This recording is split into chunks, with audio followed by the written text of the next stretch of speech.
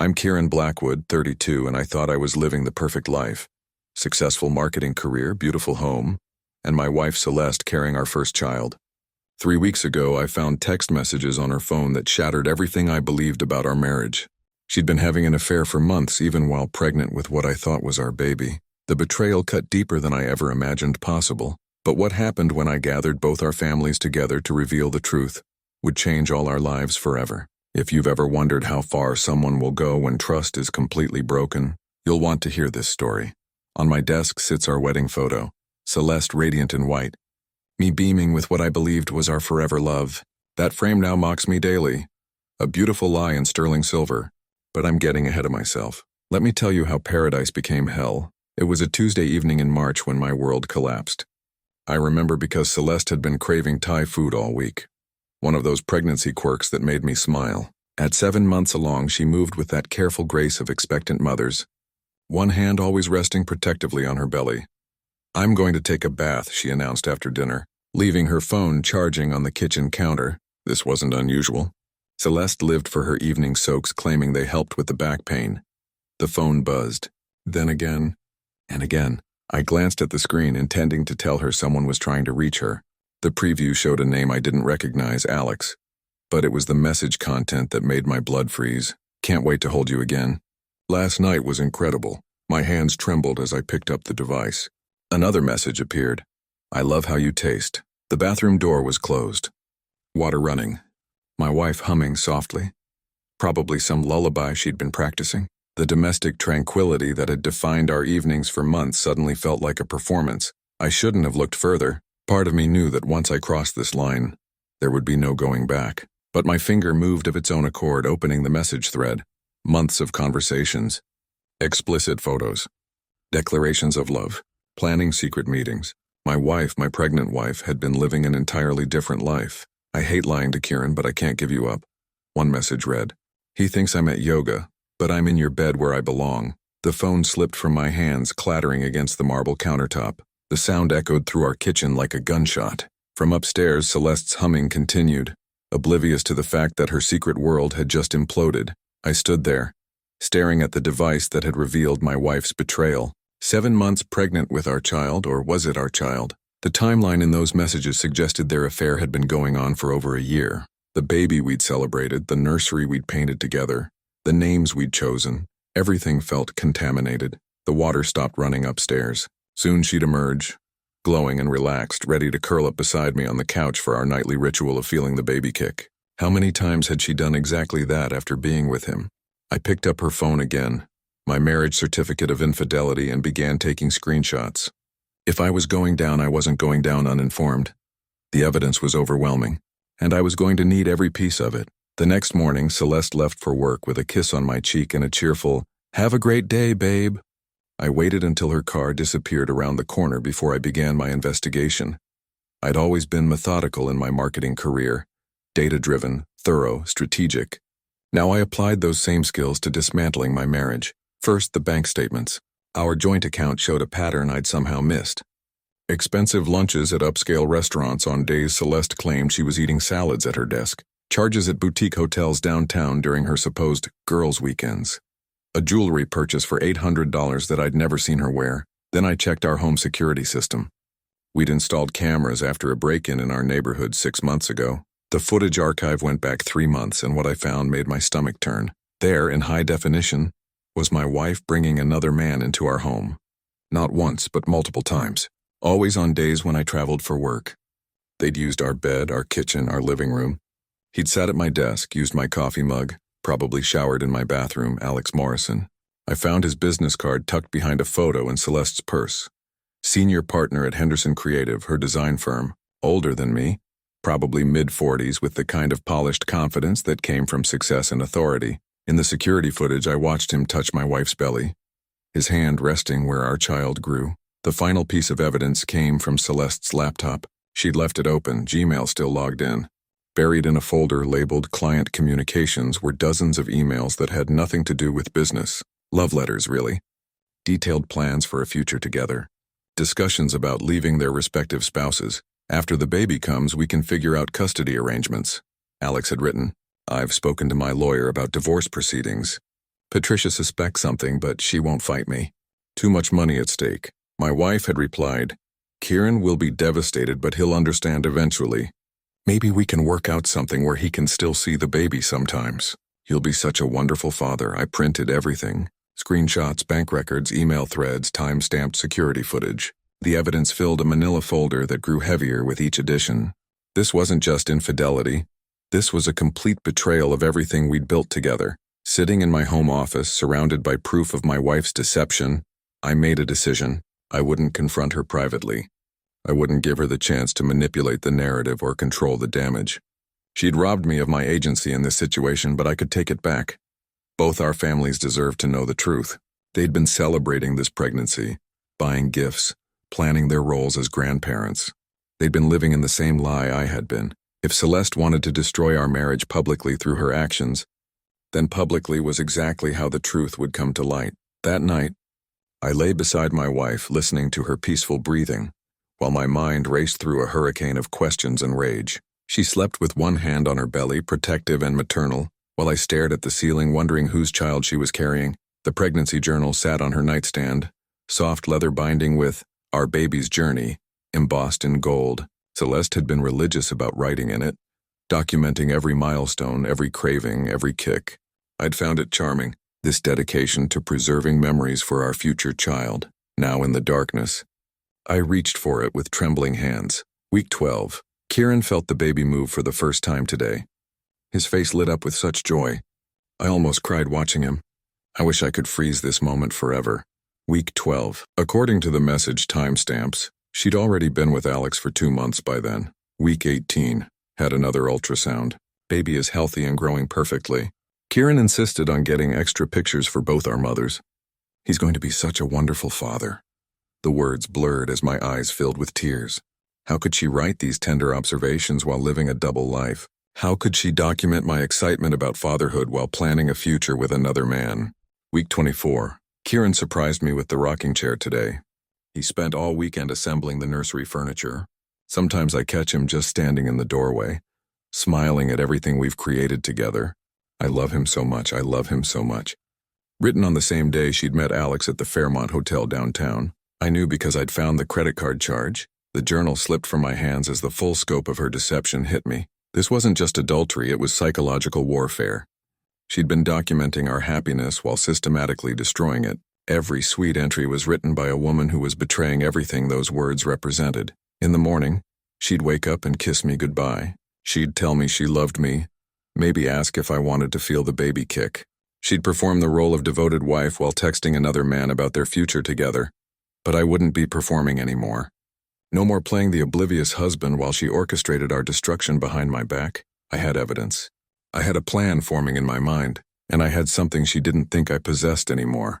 The power to control what happened next. She'd written our love story in that journal. Now I was going to write the ending. The idea came to me during my morning shower, water scalding my skin while I tried to wash away the contamination of sleeping next to a stranger. Celeste was downstairs making breakfast, humming again, probably texting Alex about their plans for the day. I could confront her privately. Demand explanations. Listen to her lies and justifications. Give her the opportunity to manipulate the situation, to control the narrative, to minimize the damage to her reputation while maximizing my humiliation, or I could do something else entirely. Our families had been so excited about this pregnancy. My parents had already bought a crib that had been in our family for 3 generations. Celeste's mother had started knitting blankets the day we announced. Both sets of grandparents-to-be had been planning their roles in this child's life with the kind of joy that only comes from unconditional love. They deserved to know what kind of person they were celebrating. They deserved to understand that their excitement was built on a foundation of lies. I pulled out my phone and scrolled through my contacts. The family contact list I'd compiled for Christmas card distribution suddenly had a new purpose. Parents, siblings, aunts, and uncles who'd been showering us with congratulations and gifts. They all needed to know the truth, but I had to be strategic. This couldn't look like revenge, even though part of me wanted Celeste to feel the same public humiliation I was experiencing privately. It had to look like what it was, a man who refused to live a lie anymore. Family baby celebration, I typed into a group text. Celeste and I would love to have everyone over this Saturday to share some exciting news about the pregnancy. Please come if you can, this is really important to us. The responses came quickly. Heart emojis from my sister. Wouldn't miss it. From Celeste's dad. Should I bring anything? From my mother. Within an hour, both families had confirmed their attendance. Celeste found me in my office when she got home from work, her face glowing with excitement. I saw the group text. A family celebration, what a wonderful idea. Are we announcing the name we picked? Or maybe telling them about the nursery theme? I looked at my wife, 7 months pregnant, radiating maternal happiness while completely oblivious to the fact that I'd just orchestrated the most important moment of her life. The moment when her carefully constructed world would collapse in front of everyone who mattered to her. Something like that, I said. I thought it was time everyone knew the whole truth about our situation. She kissed my forehead, her hand stroking my hair. You're such a thoughtful husband. I love how much family means to you. The irony was staggering. Here she was, praising my devotion to family while she'd been destroying ours for months. But that was about to end. Saturday was 3 days away. 3 days to prepare my evidence presentation. 3 days to steel myself for what was coming. 3 days for Celeste to enjoy her last moments of thinking she'd gotten away with it. I was done being the victim in this story. It was time to take back control. Friday morning brought an unexpected twist. Celeste had a routine prenatal appointment and she asked if I wanted to come along. Under normal circumstances, I never missed these visits. We'd made it a tradition. Lunch afterward, shopping for baby items, talking about our hopes and dreams for parenthood. Of course I'll come, I heard myself say, though the thought of sitting in that sterile room pretending everything was normal made my stomach churn. Dr. Martinez had been Celeste's obstetrician since the beginning, a kind woman in her 50s who treated pregnancy like the miracle it was supposed to be. She greeted us with her usual warm smile, completely unaware that she was about to examine a woman whose marriage was about to implode. How are we feeling today, Celeste? Any concerns? Wonderful, Celeste replied, settling onto the examination table. The baby's been so active lately. Show her, Kieran, feel this. She guided my hand to a spot on her belly where a tiny foot was pressing against her skin. The movement was strong, determined, unmistakably human. For a moment I forgot everything else. This was a child, innocent of its mother's choices, deserving of love regardless of the circumstances surrounding its conception. Strong little one, Dr. Martinez observed, running the ultrasound wand over Celeste's belly. Let's take a look. The screen filled with the familiar ghostly image of our baby, if it was our baby. Arms and legs moving, heart beating steadily, completely unaware of the chaos waiting in the world outside. Everything looks perfect, the doctor announced. Based on measurements, I'd say we're looking at a delivery date around the 3rd week of May. Are you excited to meet your little one? I stared at the ultrasound image, memorizing every detail. In 6 weeks, this child would be born. In 24 hours, I would destroy the fiction that had surrounded its conception. But right now, in this moment, it was simply a baby who deserved better than the mess its parents had created. Very excited, I managed to say. Dr. Martinez printed several copies of the ultrasound images, handing them to us with practiced efficiency. For the grandparents, she said with a wink. I know how they love these pictures, the grandparents. Tomorrow, those same people would be sitting in our living room when I revealed that everything they thought they knew about this pregnancy was a lie. In the car afterward, Celeste arranged the ultrasound photos carefully in her purse, already planning who would get which copies. Your mom is going to cry when she sees these, she said. She's been so excited about becoming a grandmother. And my dad, he's already planning fishing trips and baseball games. Each word was a knife twist. Our families had been drawn into this deception without their knowledge or consent. They'd invested their hearts in a future that might not exist, at least not in the way they imagined. Celeste, I said carefully, are you happy with how everything has turned out? With us, I mean. With our life together. She reached over and squeezed my hand, happier than I ever thought possible. You've given me everything I ever dreamed of, love, security, and now this beautiful baby. I couldn't ask for a better husband or father for my child. My child. Not our child. My child. The words hung in the air between us as we drove home, the ultrasound images tucked safely in her purse like evidence of a crime I was still trying to solve. Saturday arrived with deceptive normalcy. Spring sunshine streamed through our windows as Celeste bustled around the house, arranging flowers and setting out appetizers. She'd worn her favorite maternity dress, soft blue that complemented her eyes and made her pregnancy glow seem even more radiant. I'm so nervous, she confessed, adjusting a throw pillow for the 3rd time. Not sure why. It's just our families. If only she knew what she should actually be nervous about. The first to arrive were my parents, Dad carried a bottle of sparkling cider while Mom clutched a wrapped gift that was obviously a picture frame. They'd driven 2 hours from their home in the suburbs, their faces bright with anticipation. "Where's our beautiful daughter-in-law?" Mom called out, immediately enveloping Celeste in one of her trademark hugs. "You look absolutely radiant, sweetheart." "Thank you, Margaret. Kieran's been taking such good care of me." The words sounded hollow in my ears, but my parents beamed with pride. Dad clapped me on the shoulder with the kind of approval that comes from believing your son has built something meaningful. Celeste's parents arrived minutes later. Her father, Robert, was a retired banker who'd treated me like the son he'd never had. Her mother, Linda, was already dabbing at her eyes before she'd even taken off her coat. "I brought something special," Linda announced, producing a carefully wrapped bundle. "This has been in our family for 4 generations." She unfolded the most beautiful baby blanket I'd ever seen, hand-crocheted in intricate patterns of cream and pale yellow. Each stitch represented hours of love and hope passed down through generations of mothers. "My great-grandmother made this for my grandmother's first baby," Linda explained, her voice thick with emotion. "It's been waiting for the right moment." Celeste's hands trembled as she accepted the blanket, and for a moment, I saw genuine tears in her eyes. This wasn't performance, this was a woman confronting the magnitude of what she was about to lose. "It's perfect," she whispered. "Absolutely perfect." My sister Emma arrived with her husband and their 2 young children, followed by Celeste's brother David and his wife. Soon our living room was filled with the warm chaos of family gathering, children playing on the floor, adults sharing stories and laughter, everyone united in their excitement about the newest addition to our family tree. Robert raised his glass of cider. "I'd like to make a toast before Kieran and Celeste share their news. To family, the greatest blessing life can offer." "To family," everyone echoed, glasses clinking together in a symphony of celebration. I looked around the room at these people who loved us unconditionally. My father, who'd taught me integrity through his own example. My mother, who'd spent weeks knitting tiny sweaters. Linda, who'd just entrusted us with a family heirloom that represented generations of maternal love. Robert, who'd welcomed me into his family with open arms. They were all here because they believed in what Celeste and I had built together. They were celebrating not just a pregnancy, but a marriage they thought was strong enough to weather any storm. In 10 minutes, I was going to shatter that illusion. Celeste settled into her chair, one hand resting on her belly, the family blanket draped across her lap. She looked around the room with genuine affection, and I realized that despite everything she'd done, she truly loved these people. She just loved them less than she loved her secret life.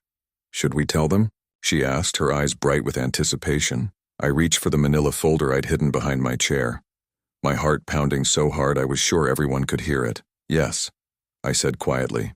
"Let's tell them everything." The room fell quiet as I stood up, the manila folder heavy in my hands. 15 people who loved us, gathered in celebration, had no idea they were about to witness the destruction of everything they believed about our marriage. "Thank you all for being here today," I began, my voice steadier than I felt. "Family means everything to us, which is why what I'm about to share is so important." Celeste smiled up at me from her chair, the family heirloom blanket still draped across her lap. She had no idea what was coming. None of them did. "Before we talk about the future, I think everyone needs to understand the truth about our present situation." I opened the folder and removed the first stack of papers, printed screenshots of text messages, timestamps clearly visible. 3 days ago, I discovered that Celeste has been having an affair. The words hung in the air like a physical presence. The silence that followed was absolute. No rustling, no breathing, no sound except the grandfather clock in the corner marking seconds that felt like hours. My mother was the first to react, her hand flying to her chest. "Kieran, what are you—" "For over a year," I continued, my voice growing stronger, "with her boss, Alex Morrison. During her pregnancy, in our home, in our bed." Celeste's face had gone completely white. She tried to stand, but her pregnancy made her movements awkward, desperate. "Kieran, please. These are the text messages between them." I held up the papers so everyone could see. Explicit conversations, plans for their future together, discussions about leaving their spouses after the baby is born. Robert stood up abruptly, his face flushed with anger. "This is ridiculous. Celeste would never—" "Dad, please," Celeste whispered, but her voice was barely audible. I pulled out the next set of documents. Bank statements showing charges for hotel rooms on days she claimed to be working late. Restaurant bills for expensive lunches when she told me she was eating salad at her desk. Linda was crying now, quiet tears streaming down her face as she stared at her daughter. Celeste, tell him this isn't true. Tell him there's been some mistake. But Celeste couldn't speak. She sat frozen in her chair, one hand gripping the family blanket, the other pressed against her mouth as if trying to hold back words that would only make things worse. And this, I said, producing the final piece of evidence, is security footage from our home, showing Alex Morrison in our house on multiple occasions when I was traveling for work. My father's voice was quiet, controlled. Son, are you absolutely certain about this? I've spent 3 days verifying every detail. The evidence is overwhelming. Emma gathered her children quickly, ushering them to the kitchen.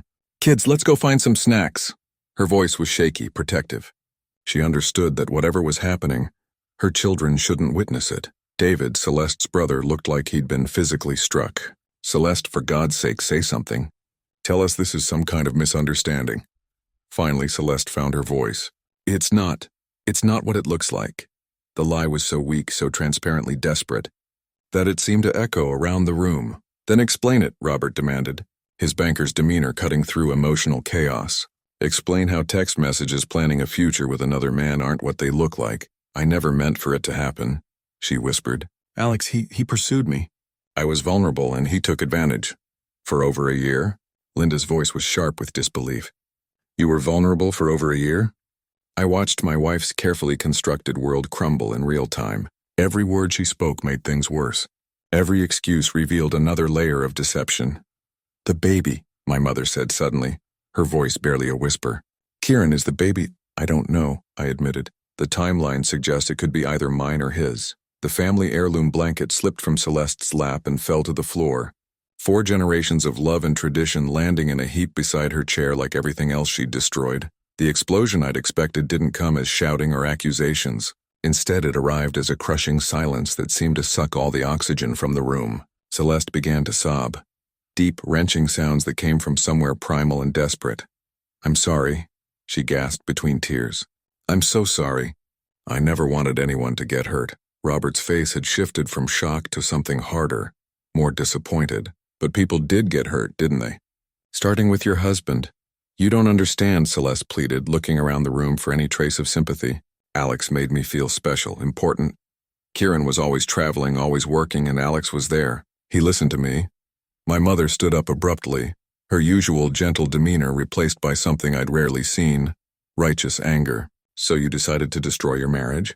While carrying what we all thought was our grandchild. It is your grandchild. Celeste's voice cracked with desperation. Even if there's uncertainty about the baby is still part of this family. Is it? David asked quietly. He'd been silent until now, but his voice carried the weight of a brother's betrayal. Because according to those messages, you were planning to leave Kieran and raise the child with Alex. Were you going to tell us then? Or just let us believe we were grandparents and aunts and uncles to a child we might never see? The question hung in the air like an accusation no one could answer. Linda reached down and picked up the fallen blanket, holding it against her chest as if protecting it from further contamination. 4 generations, she whispered. 4 generations of women passed this down, believing it would wrap their descendants in love and tradition. Mom, please. I held this blanket when you were born, Linda continued, her voice breaking. I imagined the day I'd give it to you for your first child. I never imagined I'd be wondering if that child even belonged to our family. Celeste reached toward her mother. But Linda stepped backward, the blanket still clutched in her arms. My father cleared his throat, the sound cutting through the emotional chaos. Kieran, what do you need from us right now? The question caught me off guard. In all my planning, I'd focused on exposing the truth, not on what came after. I need everyone to understand that I'm not the villain here. I need you to know that I didn't choose this situation. Of course you didn't, Emma said, returning from the kitchen where she'd sequestered her children. No one thinks you chose this? I do, Robert said suddenly. All eyes turned to him. I think Kieran chose to handle this with dignity. He could have confronted Celeste privately, could have kept this shameful business within the marriage. Instead, he chose to trust us with the truth. That takes courage. Celeste's sobs intensified. Daddy, please don't hate me. I don't hate you, Robert replied, but his voice was cold. I'm disappointed in you. Profoundly disappointed.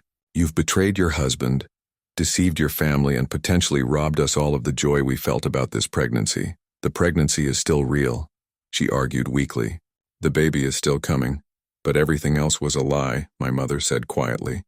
Every celebration, every gift, every moment of happiness we shared with you, all built on deception. I watched my wife realize that her charm and manipulation wouldn't work here. These people had loved her unconditionally, and she'd exploited that love to maintain her double life. I want to fix this, she said desperately. I'll end things with Alex. I'll do whatever it takes to save our marriage. You can't fix this, I said quietly. It was the first time I'd spoken directly to her since the revelation began. You can't undo a year of lies. You can't take back the fact that you brought another man into our home, into our bed, while carrying what you told me was our child. With shaking hands, Celeste reached for her wedding ring, the simple platinum band I'd placed on her finger 3 years ago in front of these same people who'd witnessed our vows of faithfulness and love. She pulled it off and placed it on the coffee table between us, the metal making a small clicking sound against the glass surface. I'm sorry, she whispered one more time, but the words felt empty now, too little and far too late. The wedding ring sat on the coffee table like a small monument to everything we'd lost. Around the room, family photos that had once represented unity and love now seemed to mock us. Images of birthday parties, holidays, celebrations where everyone believed in the happiness they were witnessing. Linda was the first to break the heavy silence. There has to be more to this story. Celeste isn't capable of this kind of deception. She's always been emotional, impulsive, but not calculating. Mom, don't, David warned. But Linda continued. Kieran, I've known you for 5 years. You're a good man, but you travel constantly for work. You've missed anniversaries, birthdays, important moments. Maybe Celeste made a mistake, but marriages are complicated. I felt my mother stiffen beside me. Are you suggesting this is Kieran's fault? I'm suggesting that we don't destroy a family over one mistake. Linda shot back. People have affairs. It doesn't mean the marriage is beyond saving. One mistake? My father's voice was dangerously quiet. Linda, your daughter has been living a double life for over a year. She's been planning to leave Kieran and take the baby to another man. This isn't a momentary lapse in judgment. Robert placed a restraining hand on his wife's arm, but she shook him off. You don't understand what it's like to be pregnant and alone while your husband builds his career. Alex probably provided emotional support that Kieran couldn't give. That's enough, Celeste said suddenly, her voice stronger than it had been since the revelation began. Mom, stop. This isn't Kieran's fault. This is mine. But the damage was done. The room had divided into camps, and I could see the battle lines forming. My family united in their support for me and their horror at Celeste's betrayal. Her family, torn between defending their daughter and acknowledging the magnitude of her deception. Emma returned to the living room, having settled her children with tablets in the kitchen. What did I miss? Apparently, I drove my wife into another man's arms by working too hard, I said bitterly. That's not what I said, Linda protested. But her conviction was wavering. It's exactly what you said, my mother replied. You're blaming Kieran for his wife's infidelity. You're making excuses for behavior that's inexcusable. David stood up abruptly. This is insane. We're fighting with each other when the real issue is sitting right there. He pointed at his sister. Celeste, you destroyed your marriage. You lied to everyone in this room. You brought shame on our family. Own it. David, Robert started. No, Dad, I'm tired of making excuses for her. Remember when she maxed out your credit cards in college? Remember when she totaled your car and blamed it on ice when it was 70 degrees? She's always been selfish, and we've always cleaned up her messes. Celeste's face crumpled. I'm not the same person I was in college. I've grown up. I've changed. Have you? David's voice was harsh. Because planning to leave your husband for your boss while pregnant seems pretty immature to me. The baby could still be Kieran's, Linda said desperately, grasping for something to salvage from the wreckage. If it is, then we're still going to be grandparents. We're still going to be a family. And if it's not? My father asked. If Kieran raises another man's child believing it's his own, is that fair to him? Is that the kind of family you want to build on lies? The question silenced the room. Everyone stared at Celeste's belly, this focal point of celebration that had become a symbol of uncertainty and betrayal. I need to know, I said quietly. Before any decisions are made about anything, I need to know if this child is mine. Paternity tests can't be done safely until after birth, Robert said. His banking background had taught him to deal in facts, not emotions. Actually, they can, Emma interjected. All eyes turned to her. Non-invasive prenatal paternity testing. They can do it with a simple blood draw from Celeste. I researched it when my friend went through something similar. Celeste's face went pale. I won't do that. I won't put the baby at risk because of everyone's suspicions. It's completely safe, Emma continued.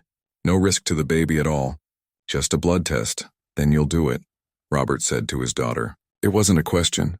Daddy, please, can't we just wait until after the baby is born? Can't we try to work through this as a family? We are working through it, he replied. By establishing the truth.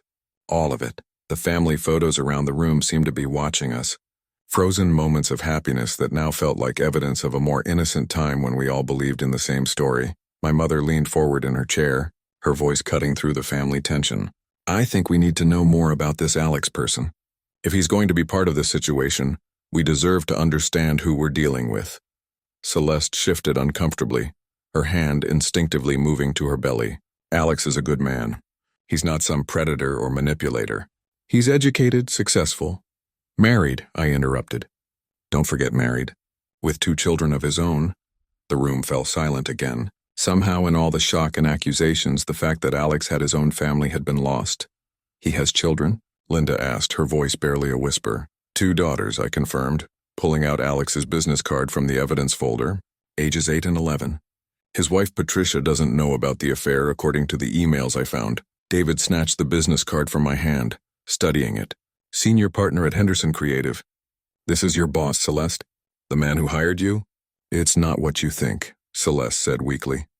The relationship developed naturally. It wasn't some abuse of power. He's your boss, Robert said, his banker's mind immediately grasping the implications. He has complete control over your career, your income, your professional future. How is that not an abuse of power? Emma had pulled out her phone and was typing rapidly. Henderson Creative. I'm looking at their website. Here he is, Alex Morrison, senior partner. Married to Patricia Morrison. Let me check social media. Emma, don't... Celeste started. Here they are. Emma continued, turning her phone screen toward the room. Family photos. Vacation pictures. His daughters at school events. They look happy. The photos passed from hand to hand and I watched my family study the face of the man who'd helped destroy my marriage. Alex Morrison looked exactly like what he was. A successful executive with a picture-perfect family that he was apparently willing to abandon for my wife. How long has this been going on exactly? My father asked. Celeste looked down at her hands. 14 months. 14 months, Robert repeated slowly. So this started before you got pregnant? Yes. And you continued the affair throughout your pregnancy? Yes. Even after Kieran felt the baby kick for the first time? Even after he built the nursery? Even after he bought the rocking chair? Each question hit like a physical blow. Celeste's tears returned, but they seemed different now. Less desperate, more exhausted. Alex made me feel alive again, she said quietly. He paid attention to me in ways Kieran hadn't in years. He made me feel beautiful, important, desired. So you decided to destroy 2 families? Linda asked. And I was surprised to hear anger in her voice now, directed at her own daughter. I didn't plan for it to happen. It just did. And once it started, I couldn't stop. Alex said he was going to leave Patricia anyway. He said our relationship just gave him the courage to do what he should have done years ago. And you believed him? David shook his head. Celeste, he's been married for 15 years. He has 2 children. Men like that don't leave their wives for their employees. He loves me, Celeste insisted, but her voice lacked conviction. Does he? I asked. Because according to your text messages, he's been promising to leave Patricia for 8 months now. What's he waiting for? The question hung in the air, unanswered because we all knew the answer. Alex Morrison was enjoying the best of both worlds. A stable family life with Patricia and an exciting affair with Celeste. He had no intention of giving up either. When was the last time you spoke to him? Robert asked. Yesterday. He knows about today, about the family gathering. I told him we were sharing news about the pregnancy. Did you tell him what news? Celeste shook her head. I thought we were just going to announce the name or show ultrasound pictures. My father stood up slowly. Call him. Right now. Tell him what's happened. Let's see how much he loves you when your secret is out and his comfortable life is threatened. Dad, no. Call him, Celeste. Let's see what kind of man we're really dealing with. Celeste's hands trembled as she held her phone. Robert's demand hanging in the air like a challenge she couldn't refuse. But before she could dial, I reached into my briefcase and pulled out something that made everyone freeze. A paternity test kit. I bought this 3 days ago, I said, setting the box on the coffee table next to Celeste's abandoned wedding ring. I'd been carrying it around, trying to decide if I had the courage to face the answer. Linda gasped. Kieran, surely you don't think... I don't know what to think anymore, I interrupted. 14 months of lies. 14 months of deception.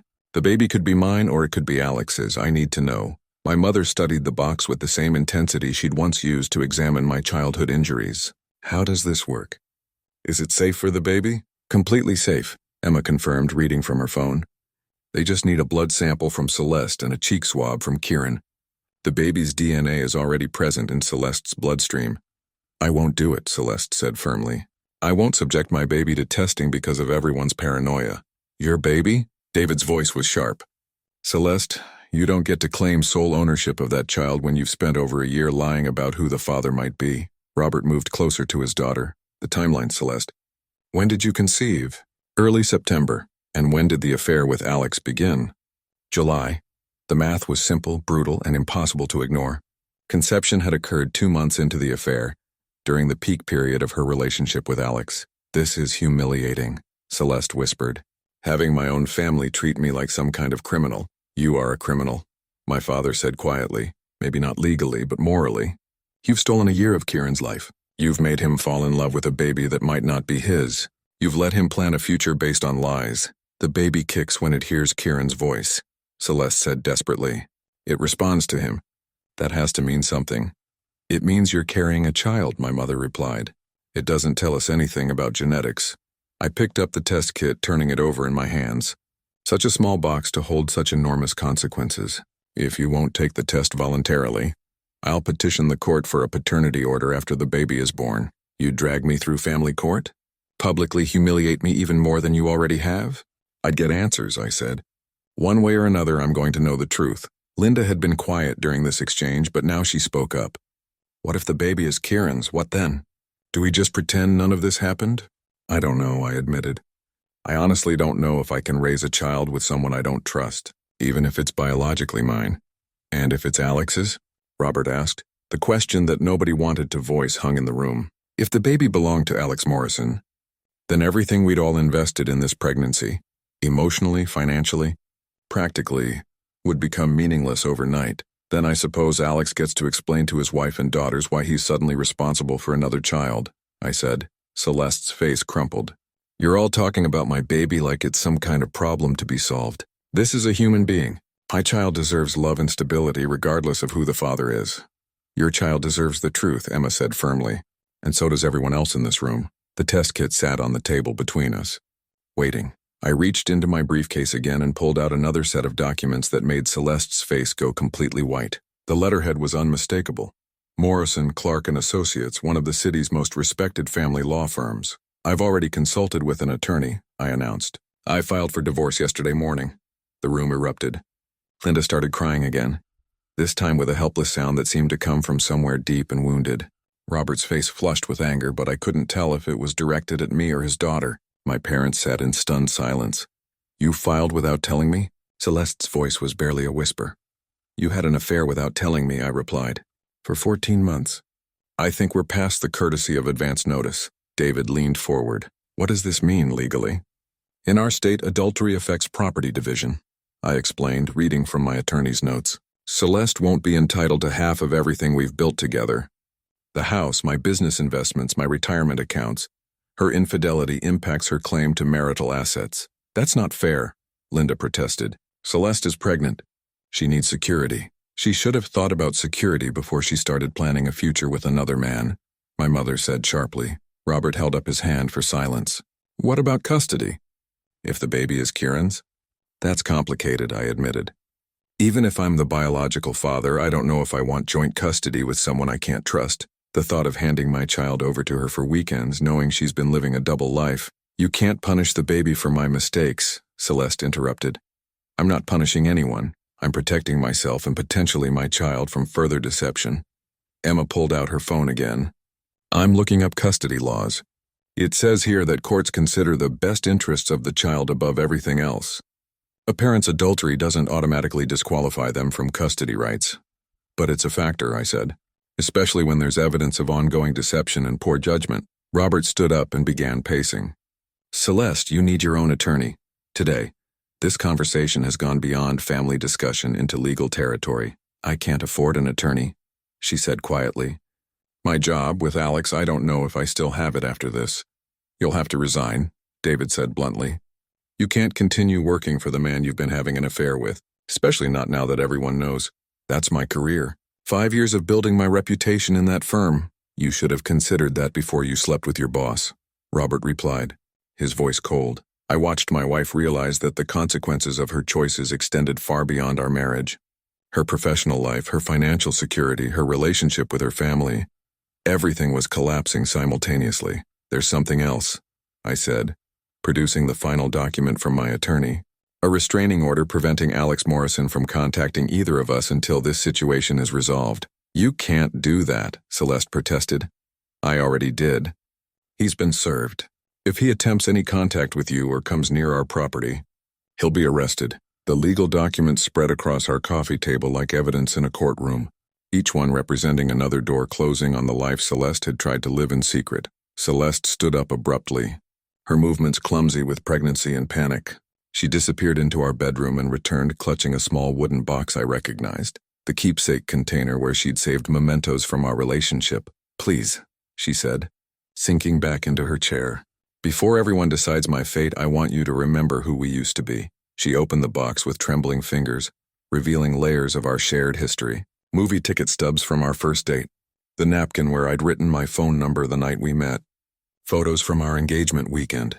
Letters I'd written her during my business trips in our early years. Do you remember this? She held up a handwritten note, her voice breaking. You left this on my pillow the morning after I got promoted to senior designer. You said you were proud of me, that you believed in my dreams. My mother's expression softened slightly, but my father remained unmoved. And this, Celeste continued, pulling out a small photo. Our second anniversary dinner. You surprised me with a weekend in Napa. You said I was the best thing that had ever happened to you. She was grasping at memories like life preservers, trying to remind us all of the love that had once existed. The tragedy was that I did remember.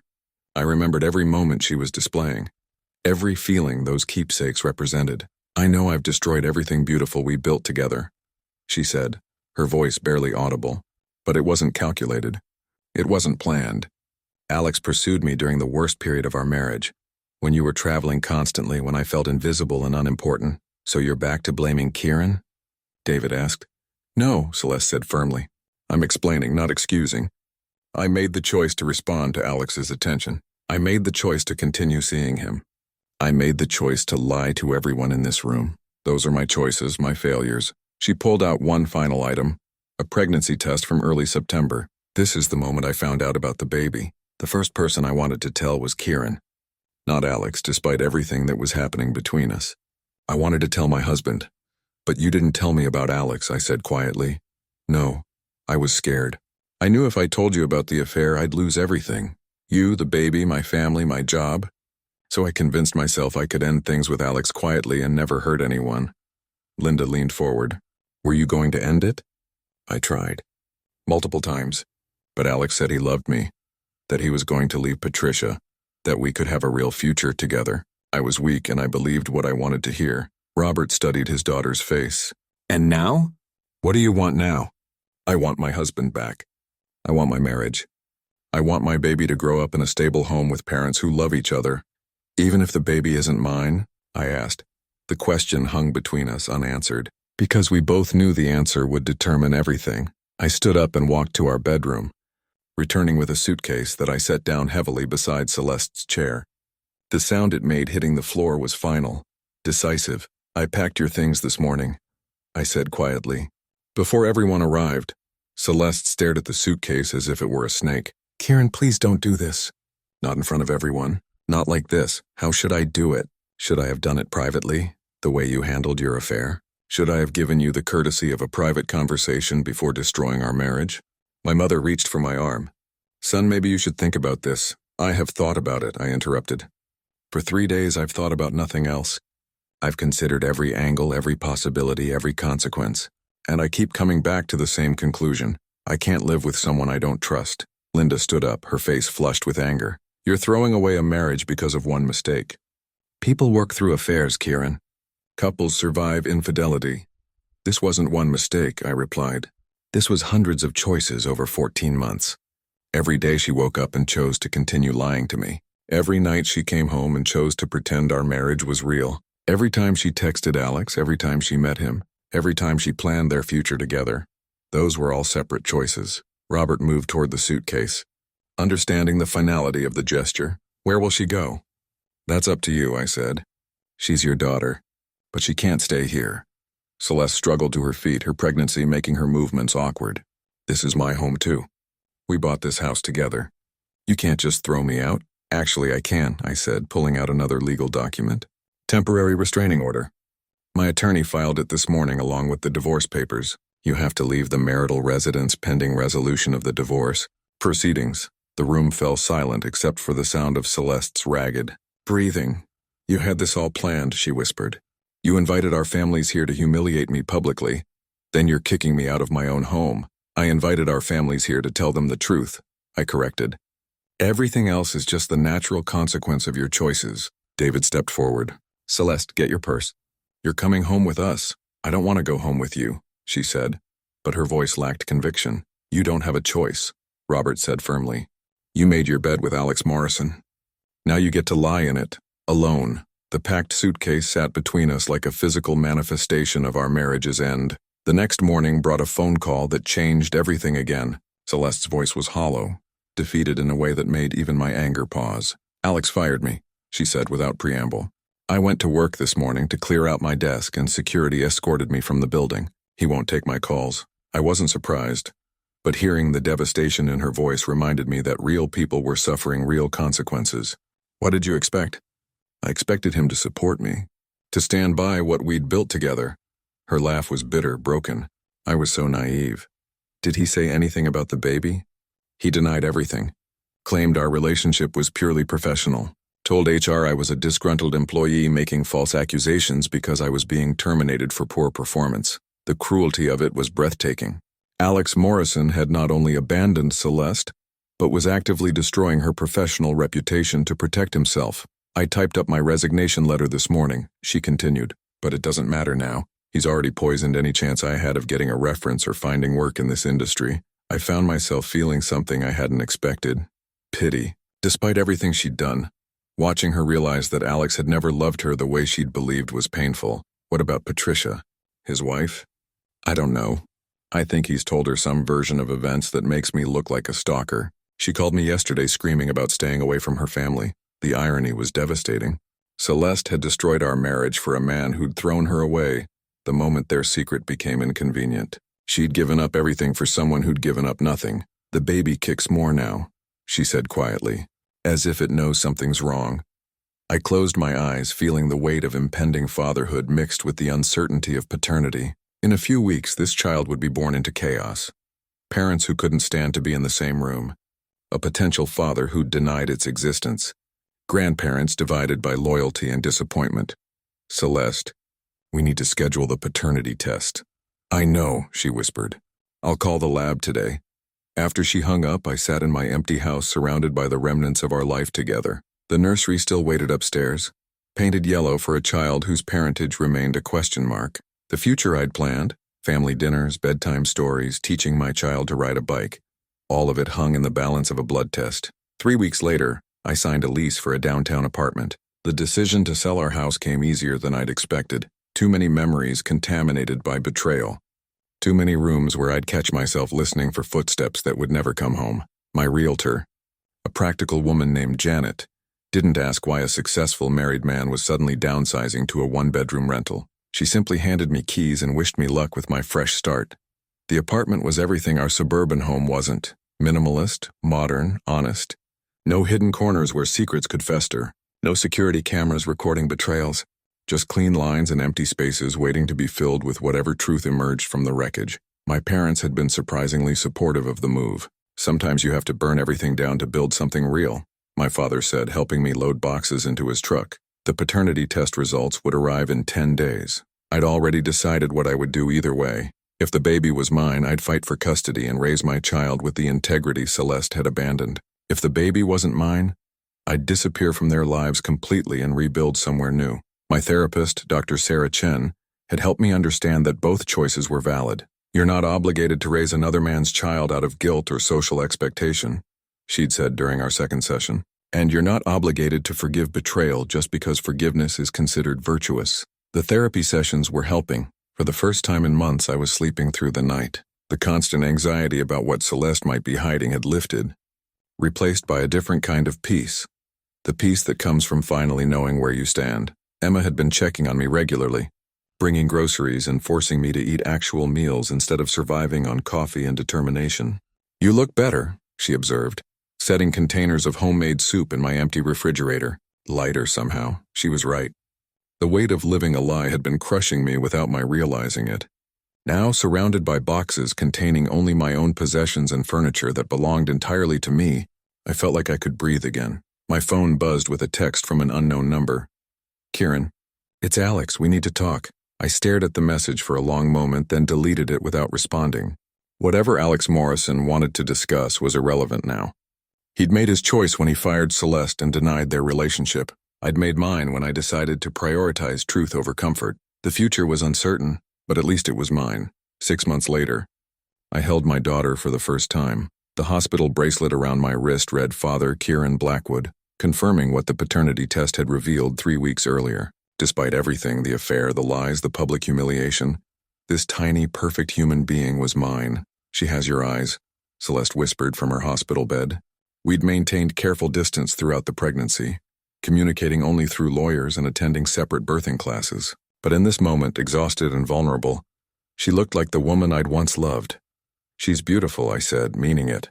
My daughter, our daughter, had arrived weighing 6 pounds 4 ounces, with a full head of dark hair and an expression of serious concentration that reminded me of my own baby photos. "I've been thinking about names," Celeste said tentatively. "What about Grace? For a fresh start?" Grace. It was perfect, not just the name, but the concept it represented. This child would be raised with honesty, integrity, and the kind of love that didn't require deception to survive. The divorce had been finalized 2 months earlier. Celeste received limited financial support and supervised visitation rights, a consequence of the infidelity and her documented pattern of deception. It wasn't cruel, just careful. My daughter would know her mother, but she'd grow up in a home built on truth.